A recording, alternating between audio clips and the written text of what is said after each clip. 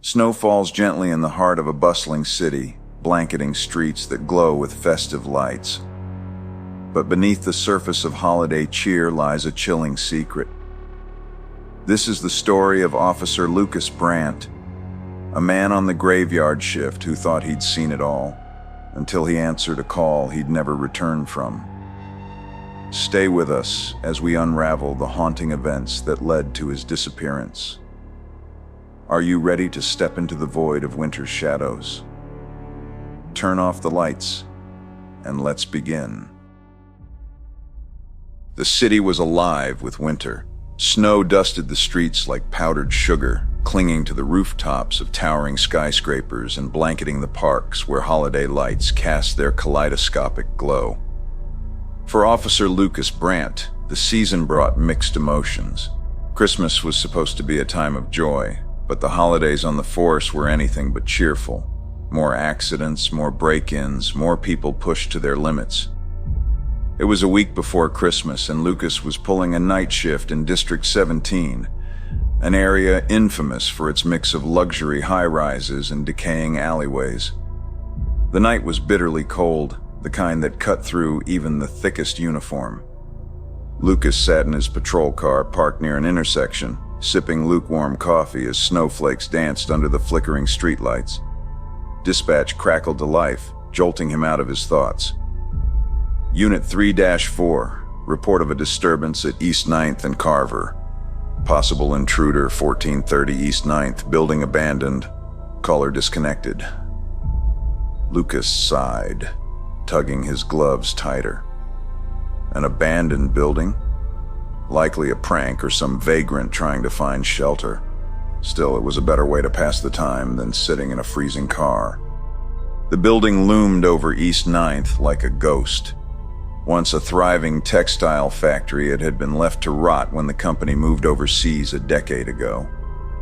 Windows were boarded up haphazardly, and the faded logo above the main entrance was barely legible beneath layers of grime.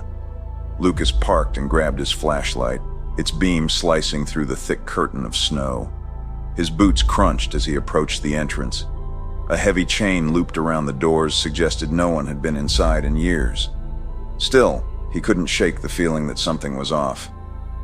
Dispatch, this is Unit 3-4, on scene at 1430 East 9th. The place looks secure, but I'll check the perimeter. Static replied before a faint voice broke through. Copy. Unit 3-4. Lucas rounded the corner, the narrow alley behind the building bathed in shadows. His breath fogged in the frigid air, and for a moment he thought he saw movement near the fire escape. Hello? He called, his voice firm but even. Nothing. Only the howl of the wind funneling through the alley. He climbed the rusted fire escape ladder, its metal groaning under his weight. The top window was shattered, its jagged edges rimmed with frost. Lucas hauled himself up and crouched inside, his flashlight revealing a scene of decay. Dusty floors, crumbling walls, and remnants of old machinery. But there were footprints in the snow leading deeper into the factory. Fresh ones. The footprints wove through the debris, erratic and uneven, as though the person had been running or stumbling. Lucas followed cautiously, his flashlight sweeping the room. Strange graffiti covered the walls, layers of symbols and words in a language he didn't recognize. The sound of a distant door slamming echoed through the space, and Lucas instinctively reached for his sidearm. "Police! If someone's in here, come out now!" he shouted. The silence that followed was oppressive. Then, faintly, he heard it, a whisper, low, garbled, and too soft to understand. It seemed to come from everywhere at once. "Dispatch, I might have someone inside," Lucas said, his voice quieter now. "Send back up to 1430 East 9th. More static.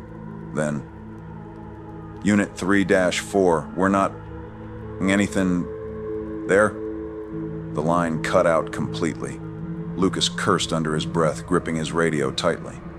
The whisper grew louder, resolving into words. "You shouldn't have come. The trail of footprints ended at a massive steel door. It was slightly ajar, its hinges rusted but somehow still functional. Lucas pushed it open with his shoulder, revealing a cavernous room filled with rows of old sewing machines, their metal frames eerily intact. And in the center of the room stood a figure. It was a woman, or what was left of one. Her skin was pale to the point of translucence, her eyes hollow and dark. She wore a tattered factory uniform, and her head tilted unnaturally as she stared at Lucas. "You came back," she whispered, her voice layered as though a chorus of others spoke alongside her. "Ma'am, I need you to—" Lucas began, but the words caught in his throat as she moved closer without taking a step, her feet gliding an inch above the ground. The lights in the room flickered and the air grew colder. Ice spread across the walls, creeping toward him. His breath came in panicked bursts. "You shouldn't be here," she said again, her voice cutting through him like a blade. Lucas stumbled back, his flashlight dropping to the ground. The beam spun wildly, casting grotesque shadows on the walls. His heart pounded as he fumbled for his radio again. "Dispatch, I need backup immediately. There's something here." This time the reply came in a clear, unfamiliar voice. "Lucas, why are you running?" His blood ran cold. Who is this?" The voice laughed, a deep, guttural sound.